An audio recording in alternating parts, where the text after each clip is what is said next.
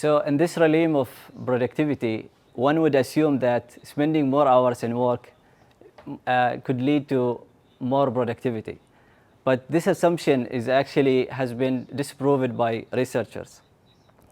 So what the researchers have found that on average, an employee could actually, in a productive day, could spend on average only 4 hours in a productive, creating real assets for the company. So it is not advised actually for any employee could exceeding or try to exceed or try to time manage his work inside the company. Why? So because this pressure could lead you to actually more disengaging inside the company. Okay, what we need actually, we need something different than time management. We are lacking attention management. So Hisham, in his previous presentation, he explained about why attention is a very precious currency.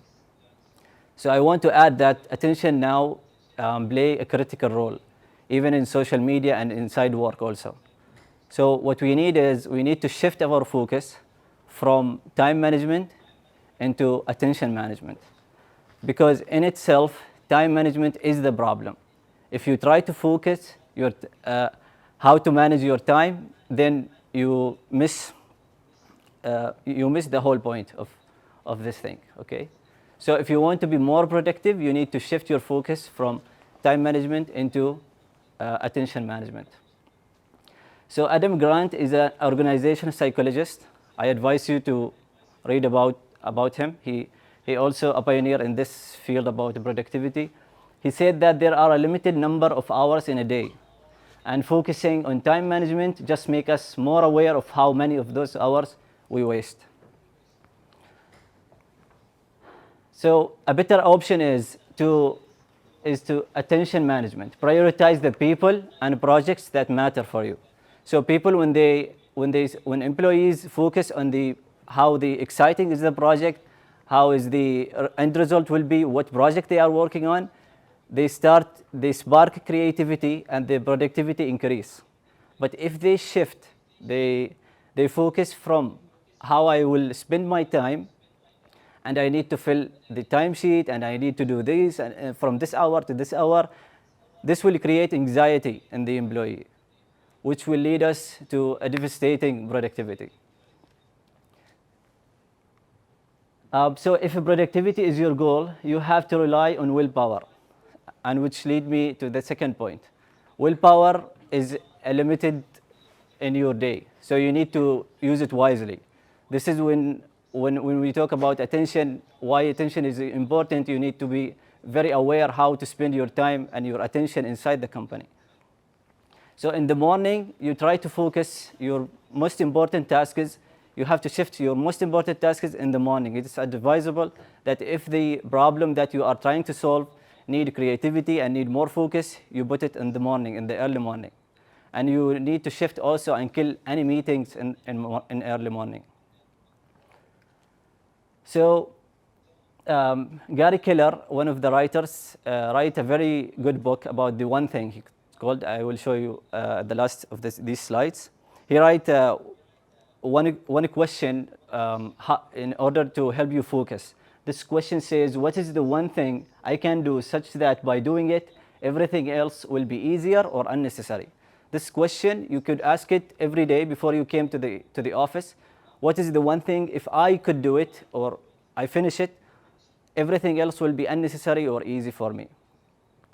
If you try to think about this question, it will help you a lot to generate more focus inside the work. So these are some of the advices I wrote it. So you can quit and take a walk if you have a big problem you are trying to solve, but you just have a block. Split tasks into big chunks. So Adam Grant actually disagree with this, but Gary Keller agree with this one. So you need to find your style. Could you work for 3 hours continuously, or you could only split it to half an hour for each task? So you need to find your play style. And you need to kill meetings. Of course, everyone hates meetings, but sometimes if it is a critical meeting, you need to shift it after 12 p.m. It is advisable to put your morning and preserve your morning only for creative tasks and the most important task. So these are the books I'm advising to read. Think Again about Adam Grant. Also the podcast Rethinking. He talked a lot about productivity and how productivity inside the organization works. And also one of his books, also Gary Keller wrote this book, The One Thing. And that's it. If you have any question, it would be nice because I love questions. Thank you, Badar, for the presentation. So my question, I actually disagree in one point here. Okay. Because there is in one slide, one statement that says that give the time to the people. Can you just go back where it says you don't even have to monitor the project? Yeah, it won't matter how long anything it takes. Yeah. So we have a developers community here, and they are really attentive to details. Perfectionist, most of them. They want the best possible output of this. Okay. So basically, if we came and did that, and we said, it doesn't matter, team, how long you'll take, just go ahead and do it.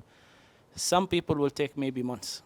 They'll just try to perfect things. And this is where you can see in the IT industry, they have version 1, version 2, version 3. It's actually reflective of them trying to perfect the product, the end product that comes from this. So I disagree here. So maybe this will change when we talk about creative people and when we talk about, let's say, traditional or classic people when they work together. So when it comes to that part, when we talk about perfectionist, what will be the best possible solution here? So this doesn't mean that you don't have a deadline. It means that focusing on deadlines could kill the creativity inside. Even for everyone is a creative in the end. Even people who program softwares and these things still need creativity inside to how to solve their problems. It doesn't mean that we don't have deadlines. We have deadlines. But focusing on deadline from the side of the company by tracking the time, how you spend your time. So the company should not ask the employee when, how, where. I don't care if you write a code in New York or write it in Nizwa. Okay? You just solve the problem, and we have this resources. We have 2 weeks مثلا, or we have three team of people, for example. These are the resources, do it. But focusing on time, this is the problem. Let me ask you a question. Yeah. Okay. Since you are also in the marketing business, okay? Okay. So if I run a company and I want now to contract you to do the marketing work for me, all right? Okay. And you tell me, Tariq, that I will do this, but don't ask me about the time. Yeah, give me 2 weeks, but it doesn't matter. I will do my best within 2 weeks, but it might take longer. But I promise you the best possible option. While I find another company that asks me, I ask them to do the same, and we agreed on a specific deadline for them. So basically, when we do something that we love, like a hobby for us, I think this apply 100%.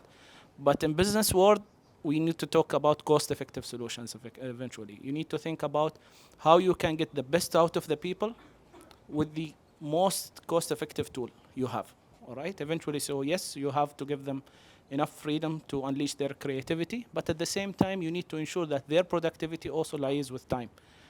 Unfortunately, this is how business work.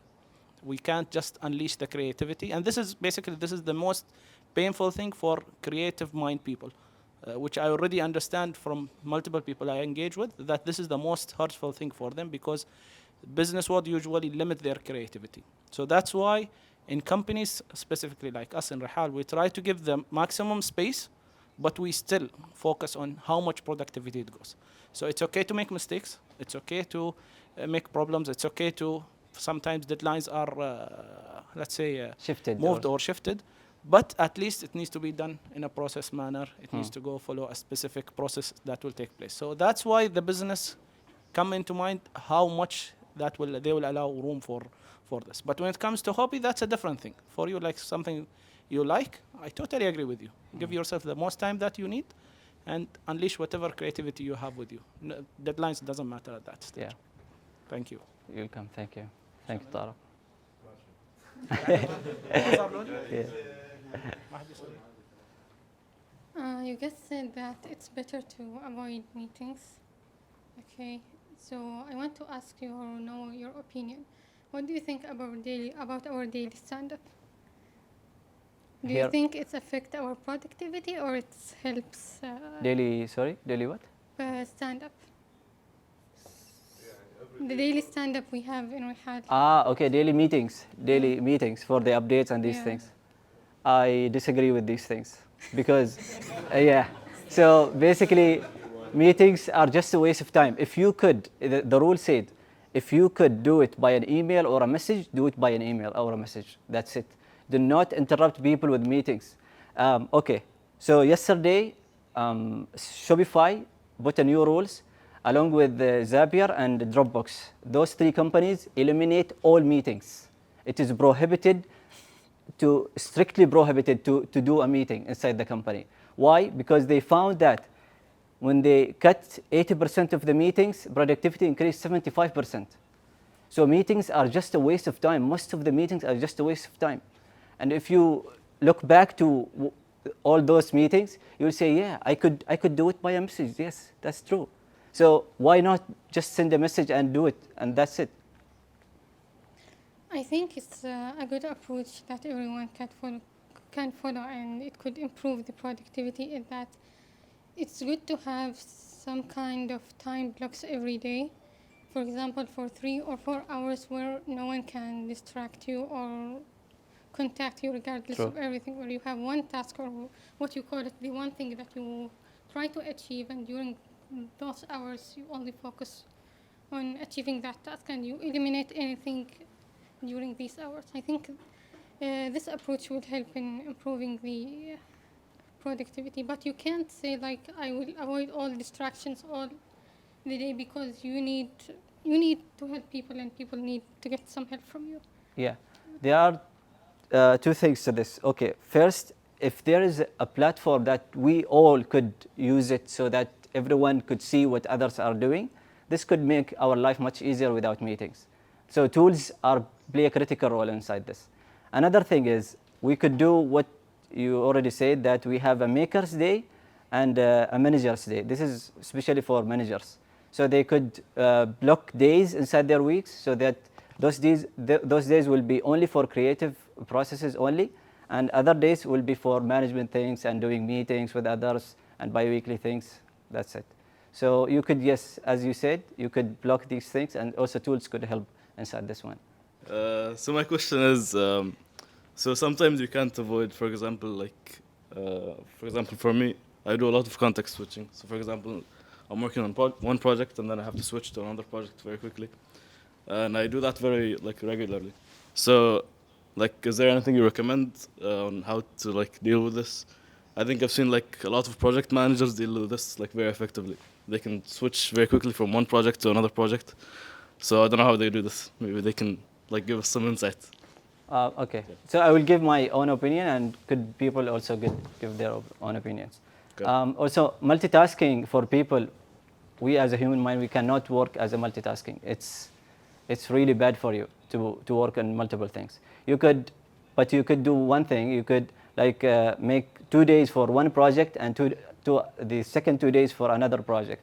But switching between tasks, if it works for you style, if you feel that you are creating a real assets inside this time, you are really writing code, solving problems inside, switching between these, you could do it. This is your style. This is good for you. But from what I read, that try to eliminate multitasking. We cannot multitask as human. We should focus only on the most important task inside our days. So working day inside the company is really limited. So try to use it wisely. Okay, thank you, Badar. Thank you. Why do you think emails or messages are a good replacement for daily stand-ups? Because with daily stand-ups, we discuss maybe any blockers that are currently going through. There's a very thorough discussion when it comes to actual work. I don't think this can be replicated with a message or an email. So where do you stand on that? And what do you advise when it comes to daily stand-ups? Okay, so as I said, if you could do these daily meetings or daily stand-ups, as you call it, if you could do it in once a week or once per 2 weeks, it will be better. Yani try to reduce it. Why? Because if you are allowed to talk, you will talk. Okay, so if I am open to talk, okay, let's talk. I have this, I have that, and side talks will be more and more. So if we just shift our focus from daily, what we are doing daily, and instead focusing our work on the project or the task, we will be more productive and focusing more on the outcomes. Okay, so if I have a space every day to talk about my daily tasks, I could easily half an hour talk about myself, about what I did yesterday and these things. I don't think, I'm not sure, okay, I'm not in your position, so I'm not sure, but I think it is too much to do a daily meetings, too much. And you could read about this, because daily meetings, most of it just a waste of time. I know that sometimes messages could not replace the daily the meetings, but you could at least make it once a week or twice a week, and make the agenda very clear, and put a time strict for each individual inside the meeting, so he concisely give the update for his tasks. So before going into what Tariq mentioned, I will just perhaps come back on what Hisham said on how do we manage time shifting between different projects. So that I noticed that the best thing that I can do is give myself a buffer. So if I have to switch between one task to another, I would complete the bulk of a task right now, then shift to a different task. The remaining will be done at a different time later on. That will be some sort of a quality check, then I can deliver. So that's how I basically shift my time. And with regards to what Tariq mentioned, yes, definitely. It's very hard keeping track of different projects, having a lot of moving parts, shifting all together. But the best thing that can be done is that you can delegate as much as possible. Once something reaches a certain level of criticality, then it has to be escalated. So that's how we manage it, basically. Hope that answers the question. Thank you. Thank you, Rajal. Thank you for your input. Any more questions? Thank you, team, for this. Thank you. Thank you.